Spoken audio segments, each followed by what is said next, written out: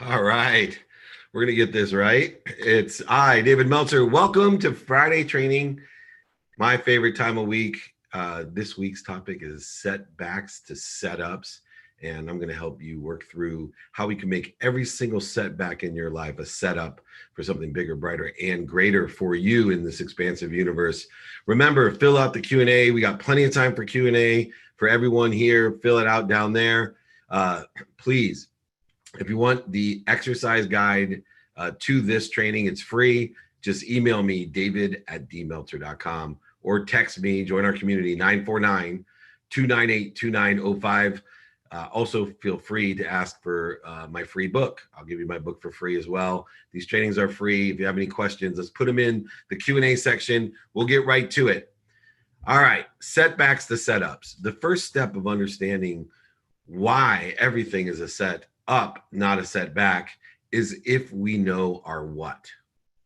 And the reason is that when we have our eye on what we want, when we have our ears, our nose, our mouth, our touch, our beliefs, the aggregate of what I call faith on what we want, we have faith in getting what we want, then the trajectory of back and forth, of forward and back, don't mean as much, because if we have faith, which is the elasticity that creates the pressure to spring us forward, and the more faith that we have, the tighter the band is as we pull back, right? Do you think the pebble in the slingshot feels like it's set back or being set up to propel itself where it wants to go, right? You are the pebble, faith is the band, and we need to know what we're aiming for.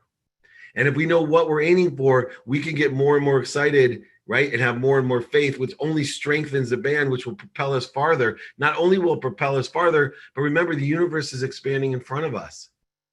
And so we'll go even farther. So the first thing to understand about what is, as things are happening, we know, one, we're not where we want to be, right? We're where we are, but we want to be somewhere better.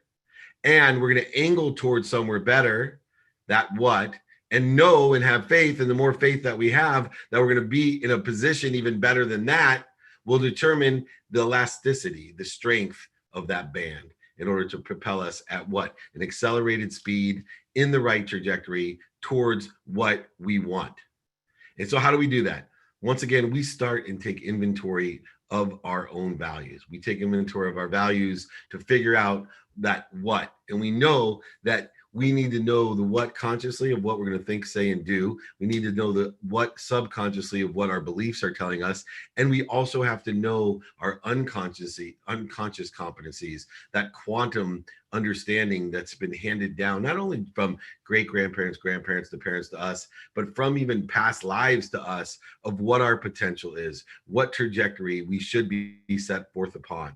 Right? If we know our what and we know our potential of what, then we can have more faith, that aggregate of what we think, say, do, and believe in the unconscious competencies, in order to get there more rapidly and accurately, or even shoot past it. You are the stone, the rubber band is faith, and we need to figure out how to maintain excitement, inspiration when we're getting pulled back or set up to go farther, not set back. The less faith that we have, the more it becomes a setback, and the less speed in which we'll go forward, and we never may even get back to where we started, or we may continually get right back to where we started if we don't shift our faith, if we don't increase our faith through motivation, transition, and inspiration. And we have to understand the variables of setbacks in order to effectuate that propelling of the trajectory that we want. And so one of the variables is, how far back can I be put and still have the faith to apply the pressure or the resistance or the elasticity in order to spring me even farther forward. So take Jack Canfield, for example. Jack Canfield, one of my mentors, I'm blessed to write a book with him called Unstoppable, Creating the Life You Love. He wrote a much better book called Chicken Soup for the Soul. And Jack had the perspective that every single publisher that he talked to was not a setback, but it was setting him up for something even greater. And as he continued through the first 20, 40, 60, 80, and 100 publishers all telling him no, he knew through faith that this was going to be one of the greatest books ever, one of the greatest franchises ever. And all it was doing was inspiring him more to tighten the resistance of the band and keep his eye on creating one of the greatest franchises in books histories, over 500 million books sold. But yet it took him over 112 publishers until he finally got it published. He needed to have the faith, right, as a variable, but as he went back, he saw it as, oh, this is setting me up better. This is setting me up better, right? It's just like I get to do or I got to do, right? Is it a set up or a setback? This is setting me up for something better. That needs to be part of your mantra. That has to be part of your philosophy. And the only way that we can truly think, say, do, and believe and have and shift our energy of a set up is that we know our values, right? Our values of what we want today, right? Which is to be in a trajectory to somewhere better tomorrow, but know that we're here today, not exactly where we want to be, but I'm happy to be here. And through that trajectory of my values, personal values, of what's personally valuable to me, experiential values, what do I want to experience in this setup, and my giving values, how am I of service or value, even though this isn't where I want to be, where others would determine or laugh or scoff or make fun of me that I am failing or making mistakes or setting myself back farther away from what I want. Sometimes farther away from what you want is a better direction, only if two things. It's better to go back and set yourself up if, one, you have more faith, because that resistance that faith causes, that rubber band around you as a pebble, will shoot you farther and faster than someone moving forward without that resistance. And two, because it's making you stronger, and that faith is it's creating that resistance that's going to pull you and push you forward. But more importantly, it allows you to take the time to know the exact angle to take to get what you want. It allows you the time, it allows you the perspective to see what angle it is. So you're starting in the place where you don't want to be, but you're angling towards the perfect trajectory of where you would be better being, right? Not where you thought you wanted to be, but somewhere even better. All determined upon this aggregate of thinking, saying, doing, believing, and the unconscious competencies of your personality traits, your characteristics, your obsessions and addictions, all of them directed towards exactly what you want. So what people don't think about is the recoil, right? They're just thinking about going in the wrong direction. I'm always thinking about, it doesn't matter back or forward. It matters faith and what I want and how I'm angling towards what I want, not whether I'm going back or forward. Sometimes going and setting up more resistance and allowing yourself to see the whole field and going towards what you want is far more productive, accessible, and gracious than going straight forward towards something and finding out, oh, this wasn't what I want. I didn't see the whole field. I only had my ball on this. I only had my emotions tied to the outcome. The outcome, I'm not happy when I get there. You need to realize I'm not where I want to be, but I'm happy where I am. I will angle and recoil where I want to be because the universe is also expanding, and I'm going to, because the universe is expanding in front of me, right? It's expanding. I'm going to be somewhere better. I'm going to cover even more ground. And that's so important, but only can be determined if you take inventory of your values. So what are the things of how we apply personal experiential giving and receiving values? One, at all times, no matter whether you're going backwards or forwards, you have to have the faith to create the resistance, the resilience in order to shoot you even farther. And what creates that faith, number one, is gratitude. Gratitude for where you want to be and where you are. Just two things. You need to find the light, the love, and the lessons of where you're at in alignment, synergistically with gratitude, the light, love, and lessons of where you want to be. That's simple at all times, because that will strengthen the resilience of the elasticity of that great band of faith that shoots us and propels us at exponential rates and exponential growth towards what we want. The second thing is I need to forgive myself for being here, right? I need to forgive myself. I need to have peace at where I'm at, but also forgive myself for what? Wanting to be somewhere else. Trying to what? Enjoy the consistent, everyday, persistent pursuit of my own potential. Too many people don't forgive themselves for wanting more, to wanting to be more than enough, to want to be more in an expansive universe.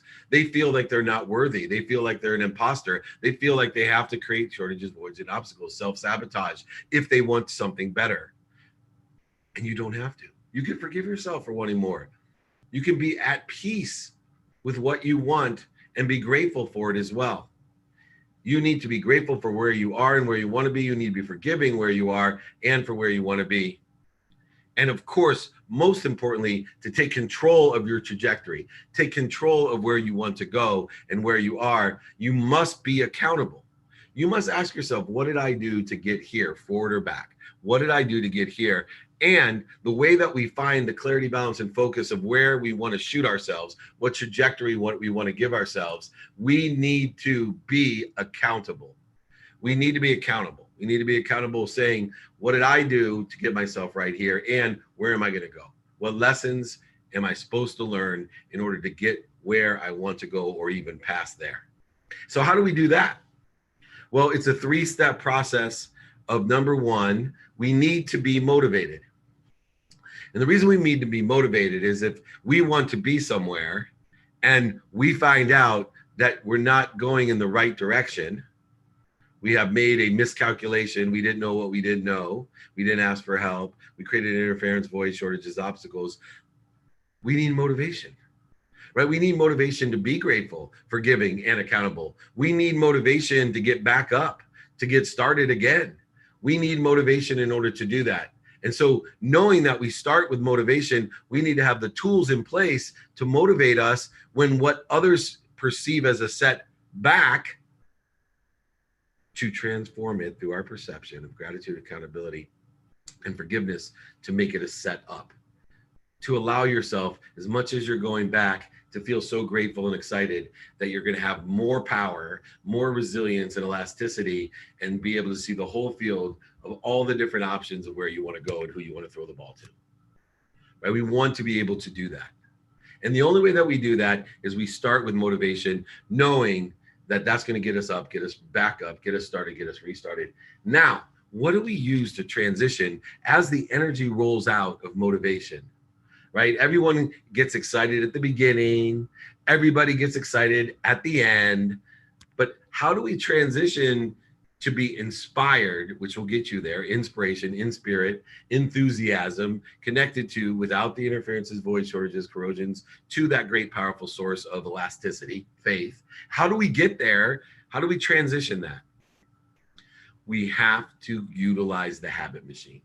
In order to get there, we have to start effectuating the habit machine. And we have to, when I say the habit machine, here's the step-by-step procedure of the habit machine. Number 1, you need to lower the bar. Right? So if I'm pulling myself back, I need to lower the bar. I do not have to shoot for the stars. I can shoot for the moon. I can just put my tennis shoes on if I want to work out. Right? If you can't be a student in your calendar every day for minimum 10 minutes, then just look at your calendar to start. Just say, I'm going to open my calendar every day. You'll get to a minimum of 1 minute, 5 minute, 10 minute. You'll get there. But in order to transition, you need to take exponential effect of compound interest. You need to lower the bar. You got to take that motivation of getting started, getting back started, getting up, getting restarted, and transition into a habit, utilizing the habit machine of something that you need to do every day. A habit is something that you need to do every day. Not that they're able just to do, but it's like you wake up and I am craving to eat well. I am craving to go work out. I am craving kindness and good deeds, or whatever habits, gratitude.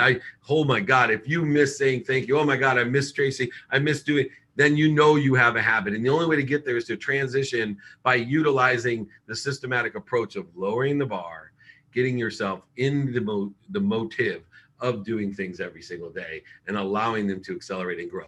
There's something called the zero effect.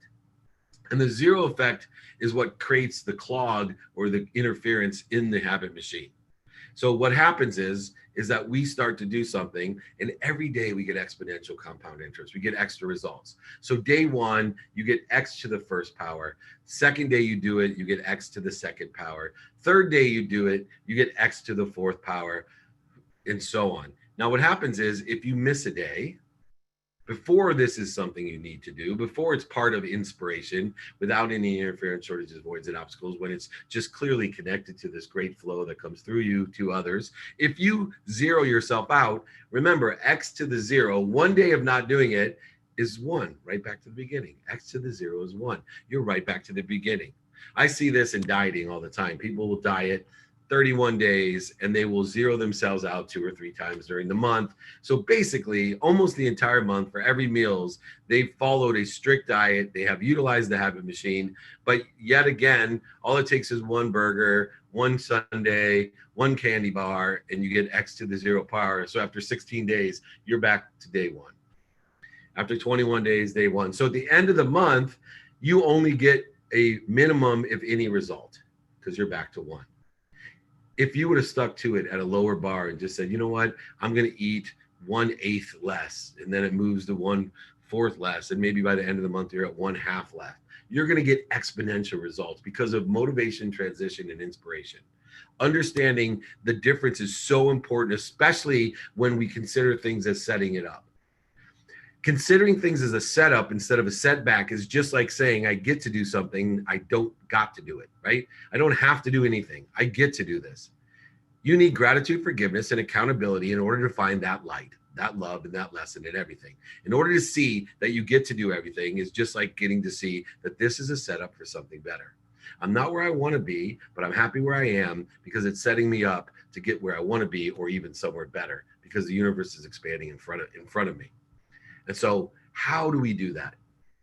Number one, enjoy the consistent, persistent pursuit of your potential. In other words, keep pushing or pulling and adjusting your trajectory to what you want by taking inventory of your values, asking and attracting, being a student of your calendar, doing things now, and practicing ending fear. We can keep pushing and pulling, right, in whatever direction, but we must adjust according to our values, personal, experiential, giving, and receiving. And the second thing in order to do that isn't to be self-serving in the pull and push. It's actually to be of service and of value, to be abundant, to receive and show up to help others. Because that's what will transition your motivation to inspiration when your purpose, your why is coordinated within the context of the flow in order to help other people. This is what will take that self-serving start up, get back up, get started, get restarted perspective of a setup when we apply it to being of service or of value in asking for help of others, being in the flow, showing up and helping others. Showing up is asking for help from others. Helping others is obviously providing service or value to them as well. The third thing that we want to do is we want to focus on what we can control. So obviously, if we're being put into the resistance, the elasticity that's caused by faith, if we're being put into that, then we want to know, as we have to adjust our trajectory towards what we want or something even better than what we want, we only want to utilize the skills, knowledge, and desire that's in our control. We don't want to utilize things that we don't control because then we can't understand where we're aiming, and we then might accelerate in the wrong trajectory. And even though we have such great faith and we put in the effort, we thought, we said, we did, and believed all the right things, we could end up way outside of the direction that we want. So you need to remind yourself that you have control of your mindset, right? The mindset control of this is a setup, not a setback. Your heart set, right? We control our feelings. I'm excited about what I get to do, not I am bummed about what I got to do.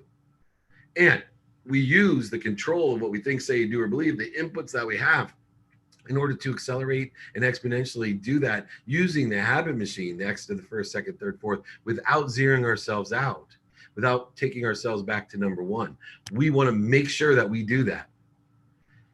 And in order to do that, your elasticity, your rubber band needs to be as tight as it can. It needs to have as much power as it can. It needs to not only control you from going farther and farther back, but also shoot you farther and farther forward. And how do we do that? Through faith and the actions caused by our faith.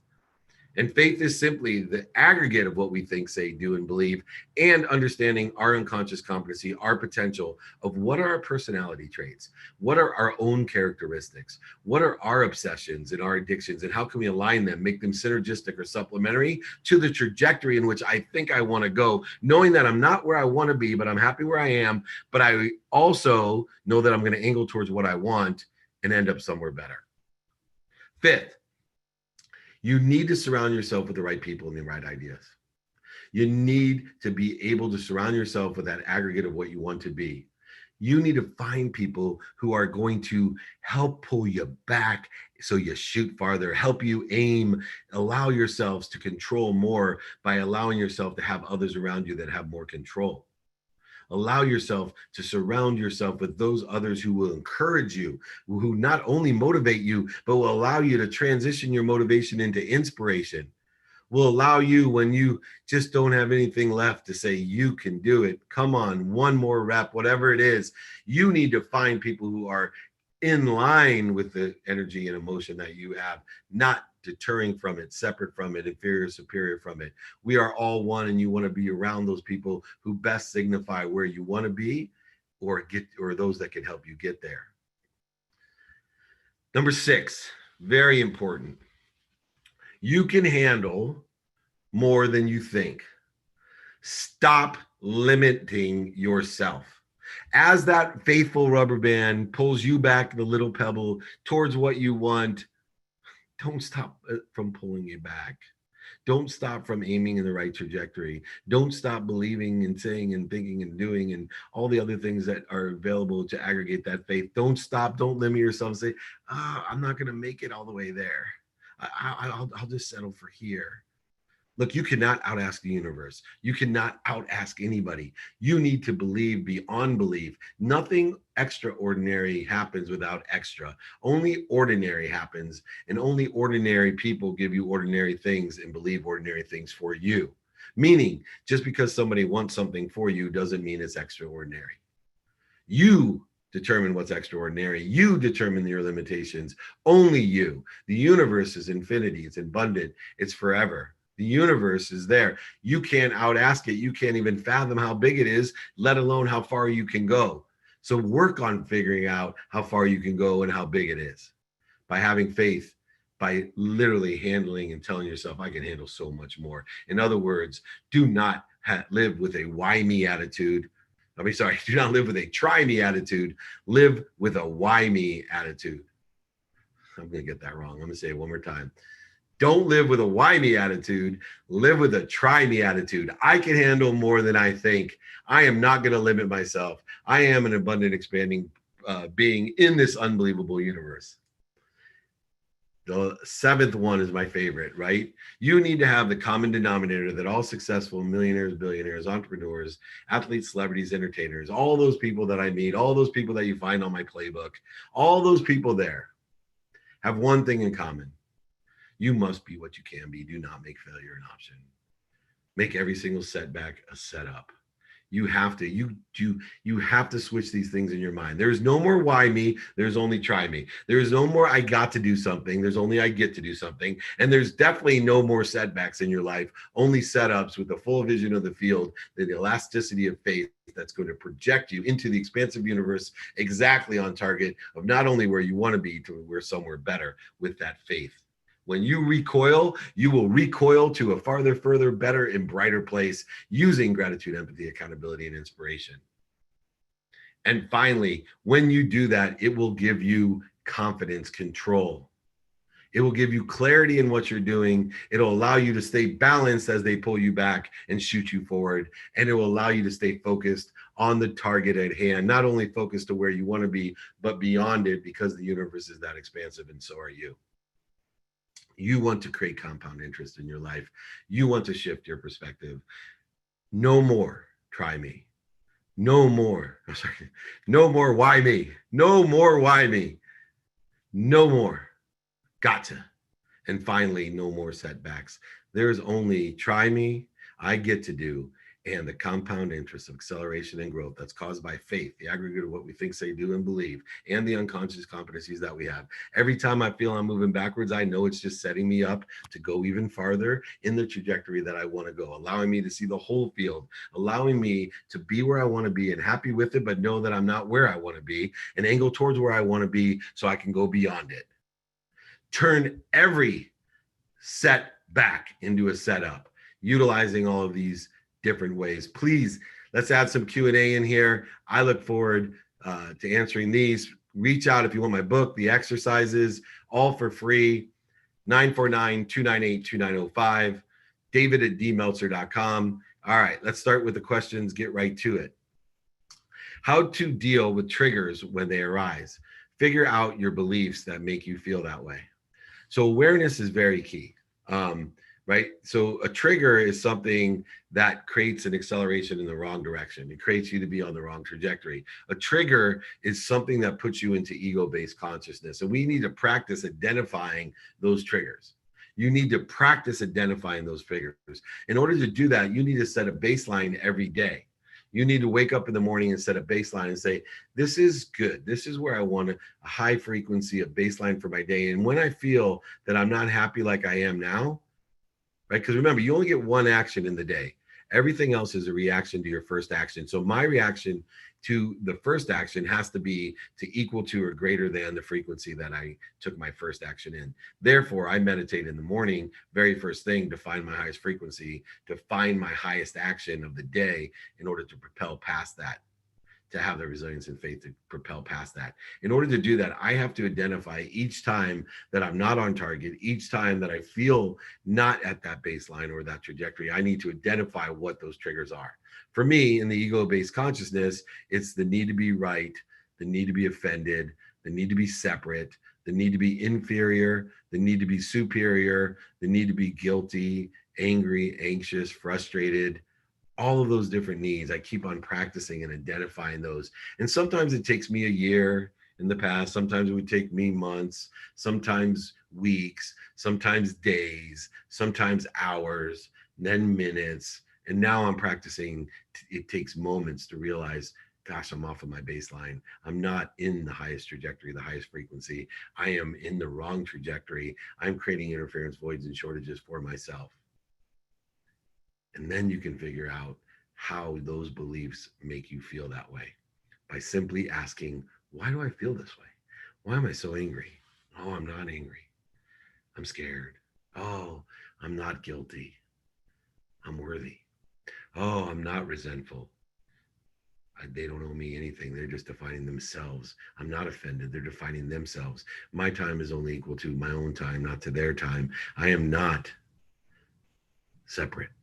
A tree has no branches. Someone asked me, what does that mean? That means everything is unified. That one branch of a tree, if it gets cut off, it hurts the whole tree. The whole tree could die. One root, one stump, one other branch, one leaf, all could lead to the death of the entire tree because we are all connected.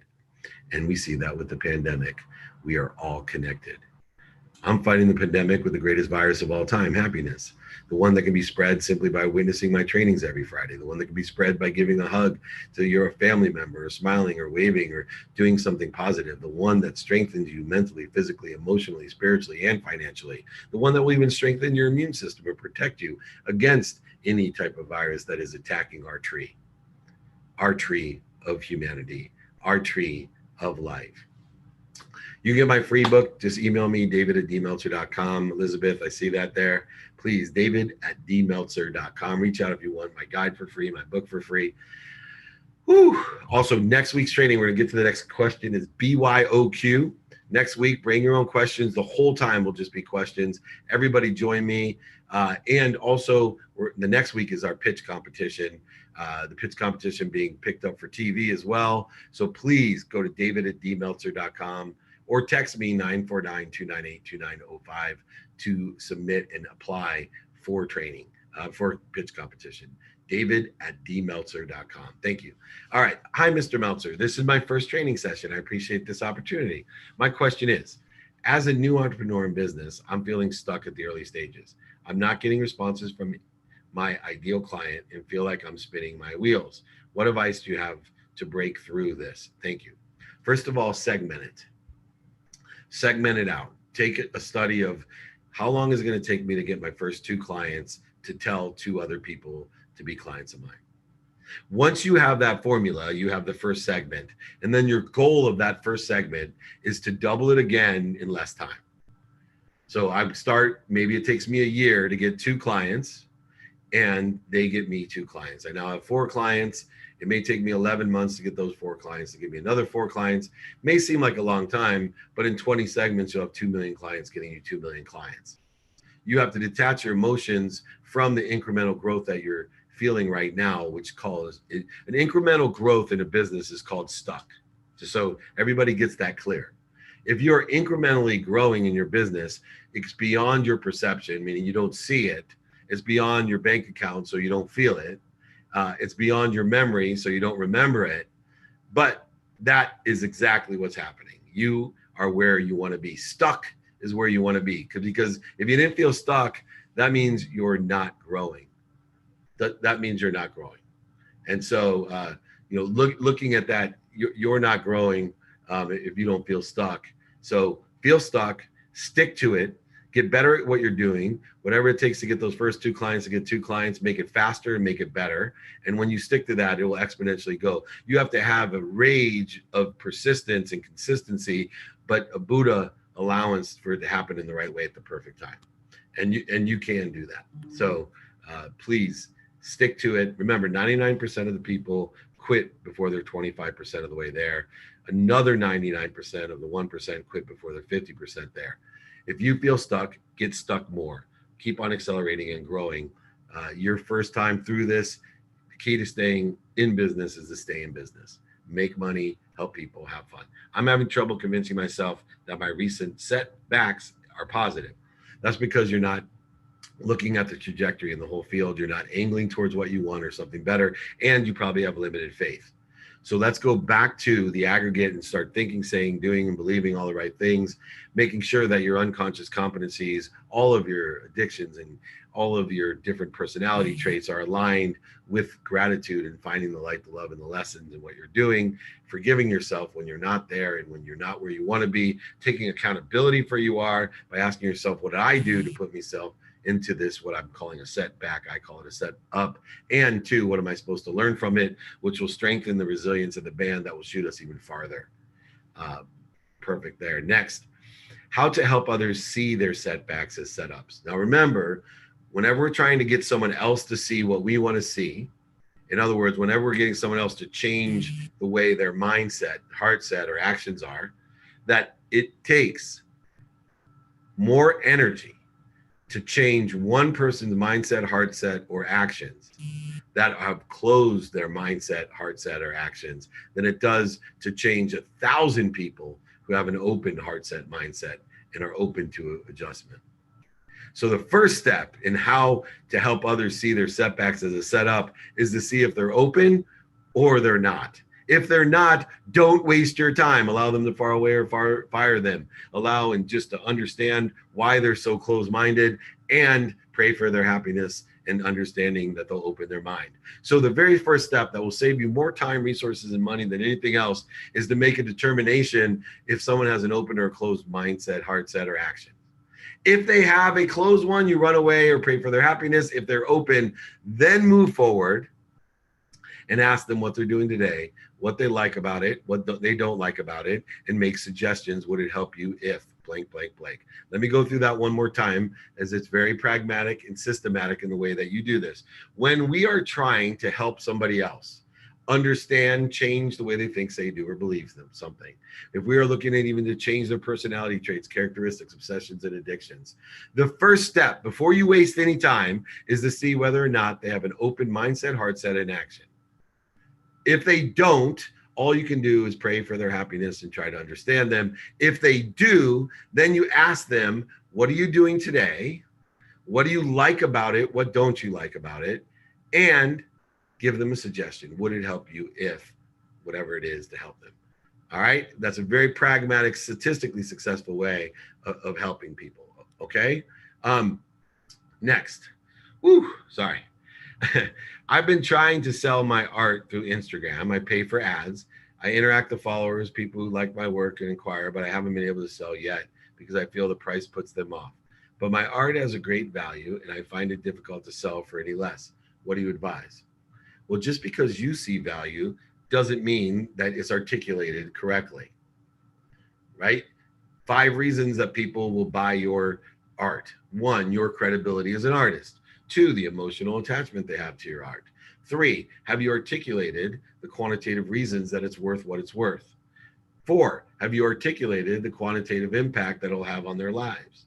5, have you articulated the quantitative capabilities as an artist, your skills, your knowledge, and desire, in order to effectuate what they would find as a value justified exchange? One where everybody benefits, an abundant exchange. Have you been able to do that? If you haven't been able to sell it, please go and identify one of those 5, if not all of those 5, and keep on practicing until you have better credibility, a better emotional attachment, and are able to articulate the quantitative values of the reasons people should buy it at the price you want, the impact that it has quantitatively, as well as the capabilities as an artist that you have, knowledge you have, and desire that you have as an artist in order to effectuate what you believe the art to be worth. Remember, what something is worth is not what you believe. What something is worth is what somebody's willing to pay for it. And usually what somebody's willing to pay for something is determined upon those 5 factors: credibility, emotional attachment, reasons, impacts, and capabilities that you can quantify. And not only quantify, but articulate the quantification so that they can't see any movement, so that they cannot see any reason that they wouldn't want to move forward. Okay? So do that, Laura, and you will sell art like it's ice in a hot day. Next question. What lessons have you learned from your setbacks? Well, first of all, I've learned the most important lesson about gratitude, forgiveness, accountability, and inspiration. I've learned to enjoy the consistent, persistent pursuit of my own potential. I've learned that I can't vote for what other people want, or I'll elect what other people want in my life. In other words, I will shoot in the trajectory of where they want me to go. I've also learned, number 1, that it's very important to take inventory of my values. 2, that I have to ask. Right? I have to be able to ask how I can be of service or value, but even more importantly, do you know anybody that can help me in person, on the phone, via email, social media, radio, print, TV, social, all medias. I need to ask how I can be of service or value, but more importantly, ask, do you know anyone can help me? I need to utilize the equation of luck. I need to pay attention to the target. I need to give intention to the target, and I will receive the target or beyond the target that I want. I need to do it now. I need to shift my perspective from why me to I got to do, to a setback, to try me, I get to do, and a setup. And I finally, once again, learned I got to practice ending fear, that nothing shoots me or accelerates me in the wrong direction more than identifying those needs of the ego that we talked about earlier. Need to be right, offended, separate, inferior, superior, anxious, frustrated. Nothing creates more interference, corrosion. All of these things you can learn. I will give you the guides for free. I will give you the books for free. You can come and ask more questions on BOIOQ next week. Join my pitch competition if you want to join, but you got to reach out to me. If it's free, it's me. Now it's you too. David@dmeltzer.com, 949-298-2905. Please get your family and friends. Reach out to me. Come to the free trainings. We're having fun, aren't we? It is wise to buy a house or keep renting. When can I buy a house? Should I mortgage it? It depends on your timing and your risk tolerance. It depends on the region that you're in, the size of the house, the price of the house, the value of the house, how much the person has overbought or oversold the house, how many improvements are in the house. My biggest suggestion is to be more interested than interesting. Go find someone with the expertise that sits in the situation where you want to buy, that has the knowledge for 30, 40 years, and ask them one simple question. Can you let me know? I'm looking for a house of this type in this area. Can you let me know when it's oversold, and then buy it? Take into account the mortgage rate, right? I don't believe we buy a house for price. I believe we buy a house for payment, especially if we're living in it, right? And with interest rates as low as 2.5%, payments are very low, right? So a house today that may cost or have a selling price of so much more, right, may have a payment that's less of a house back in 1978 when interest rates were 17%. So you buy a payment. You need to have And there's no better place, a mentor for real estate. I mentor so many people on real estate. I mentor so many people about timing and risk tolerance, about being due diligence, about being more interested than interesting, about aggregating the facts to make sure that we are doing a fair assessment of when things are oversought, overbought, or oversold. We're creating margins of millionaires. That's why I guarantee I'm a profit center. Well, it's easy when you're free. So grab, this is there's several different strategies that connected to goodness, capacity to capitalism, game time decision making. Email me, David at Meltzer. I'll give it to you. It doesn't have to be hard. I'll help you find a mentor. If I'm not the right mentor, I'll help you find one that's sitting in the situation that you want to be in. How do you make a good situation out of a bad situation? Like having to promote an event that will occur on the same day. So there are no bad or good situations. There's just the light, the love, and the lessons that you find in them.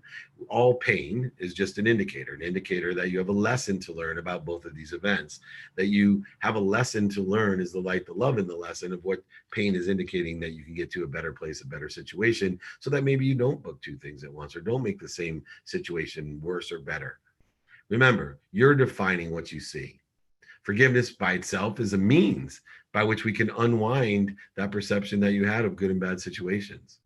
So you need to determine what lessons there were. Find the light, the love, and the lessons in those by acknowledging the pain that you have right now in promoting both events on the same day and learning from it, allowing yourself to move in a better place, a better trajectory, instead of saying, why me? Say, try me. Instead of saying, I got to do this, I get to do this. And finally, it is not a setback. It is a setup for something even better. These lessons that you learn may accelerate and compound in exponential interest to something so great in the future.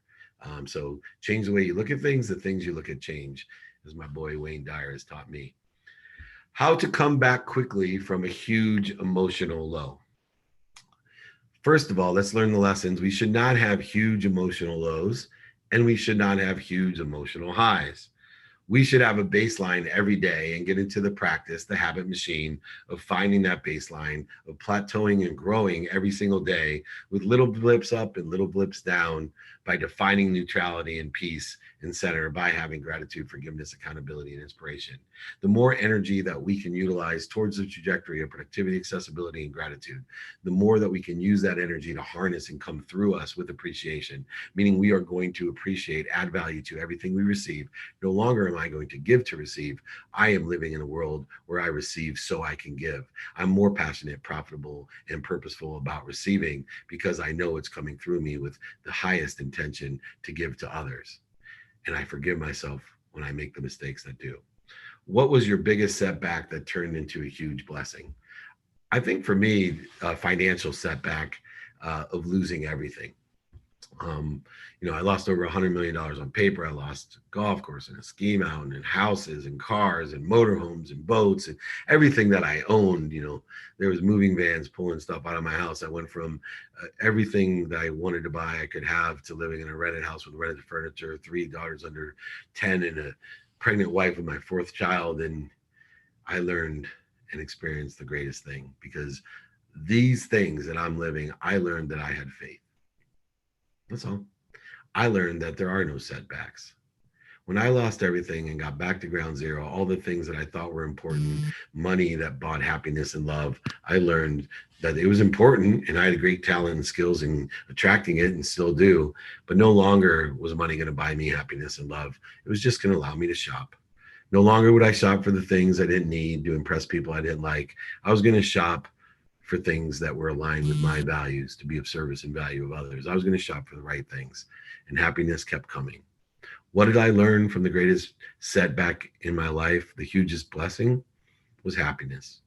I learned how important happiness was, and my ability to share that happiness and empower happiness with others, to find 1,000 people like you that can empower another 1,000 people to empower another 1,000. In my lifetime, people can laugh at me, scoff at me, make fun of me, but I'm going to impact over 1 billion people with happiness.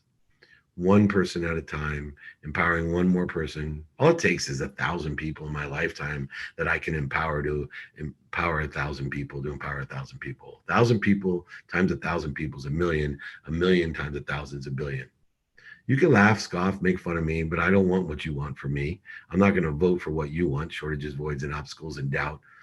I can't even fathom how big and how abundant the universe is. I'm just trying. I'm learning myself. That's what I learned from that setback.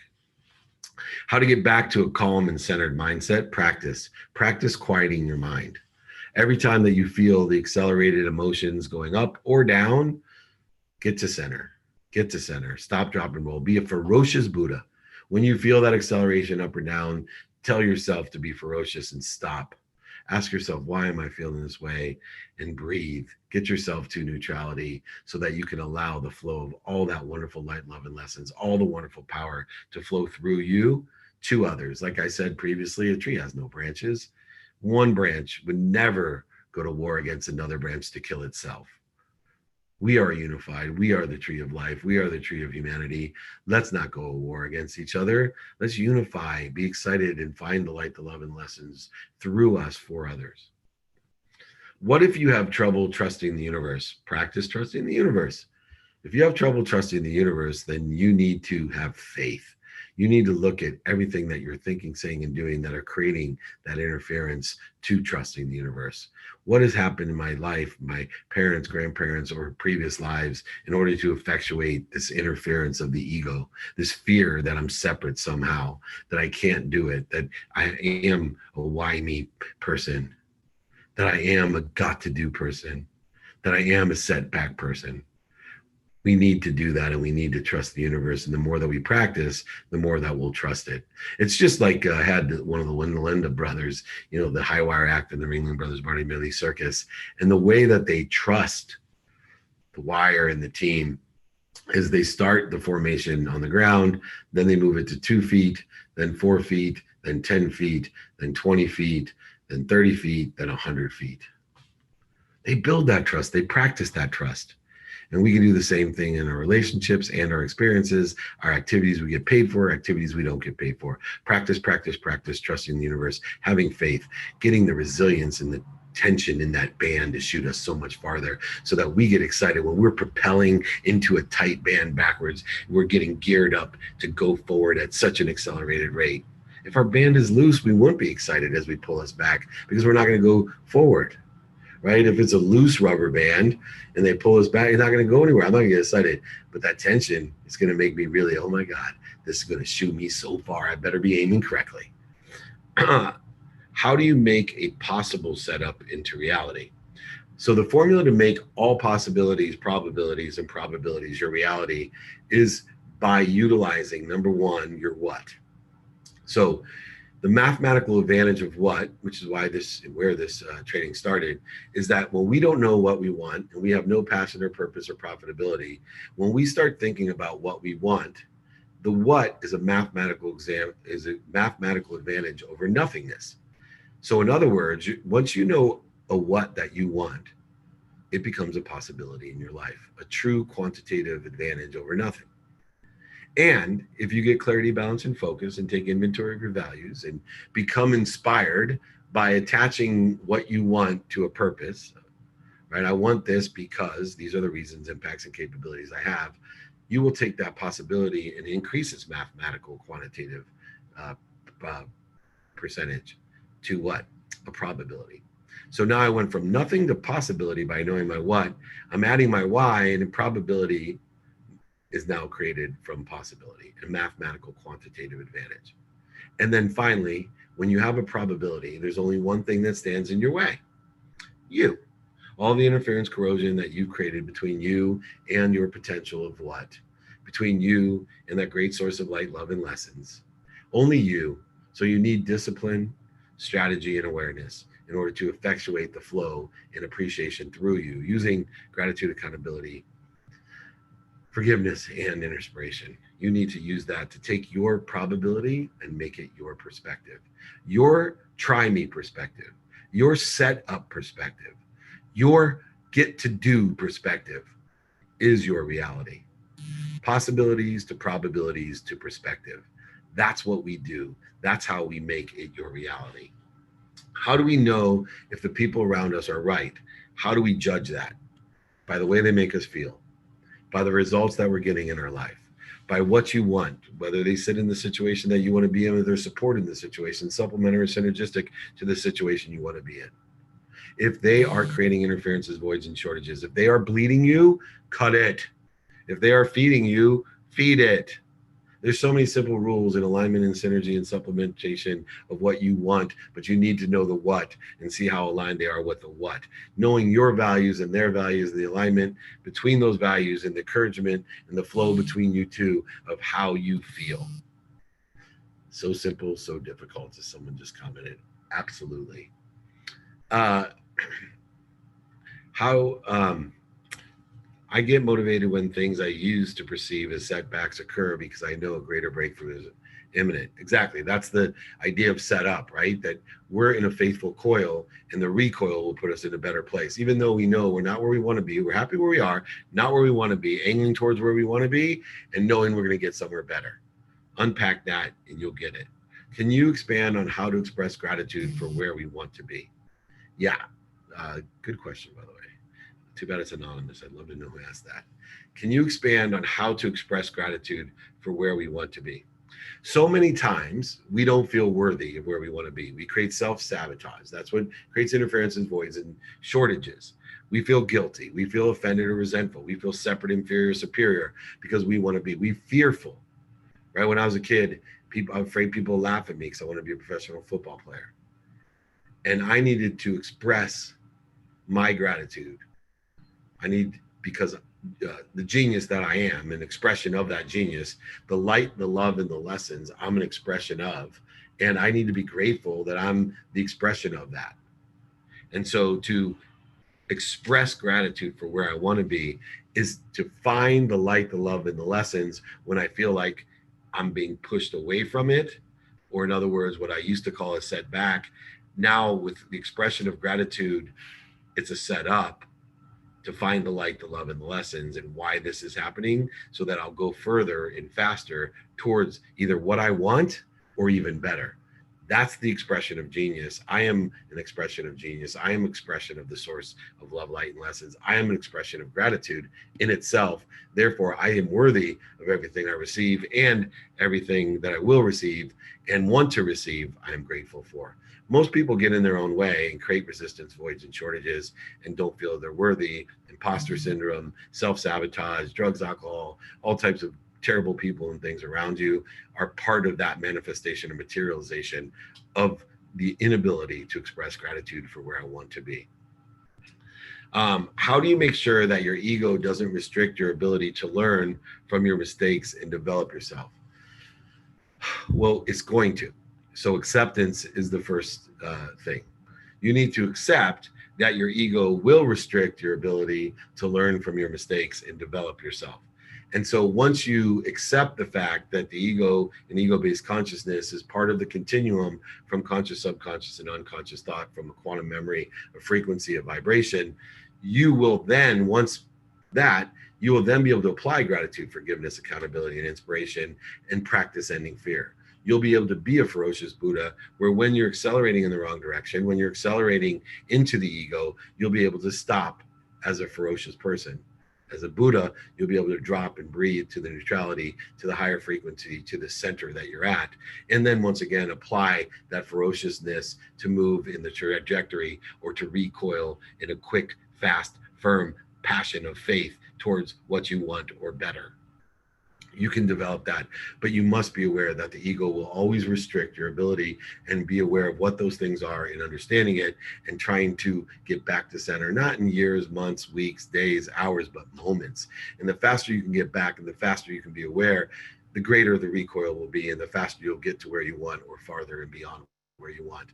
All right, that's it. We love to end on time. Remember, if you want the free guide, david@dmeltzer.com. If you want to join my pitch show, david@dmeltzer.com. If you want my free book, david@dmeltzer.com. If you want your friends to register for BYOQ next week or the pitch competition, david@dmeltzer.com. Or everybody join my text community, 949-298-2905. I am happy to be here. This is my mission in life, to empower others, to be happy. And remember, most importantly, especially before the weekend, be kind to your future self and do good deeds. Love and peace.